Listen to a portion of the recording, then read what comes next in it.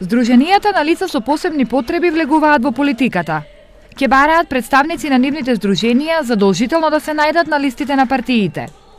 На последните локални избори на ниво на држава, 3 лица со попреченост биле кандидати за советници, но за нив оваа бројка е премала. Бараме на секоја да има, односно бараме квотно, барем по 2 лица да има на листите, од кои едното би било повисоко, на повисоките места за да влезат во советите и во парламентот. Според ова здружение, барањето е издржано, затоа што со добра подршка и лицата со попреченост можат и мораат да бидат дел од политичкиот живот во општеството. Секој лице со попреченост може, ако му се даде соодветна подршка, но категориите на лица, сите други лица со попреченост, освен интелектуалната попреченост, на која ни треба дополнителна подршка, можат комотно да влезат во собранието и да станат пратеници.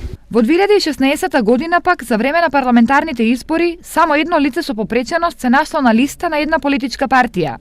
Но поради македонската законска регулатива, самото се откажало. Поради тоа што требаше да стане наследник на семејна пензија од свој родител, нашиот закон предвидува, што понатаму и за тоа се залагаме.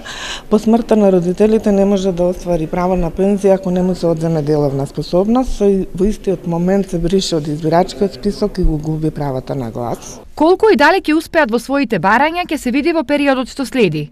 Во меѓувреме, невладините заедно со Државната изборна комисија организираат обуки за членовите на општинските изборни комисии за комуникација со лицата со попреченост, чија крајна цел е наместо дома, овие лица да гласаат на избирачките места.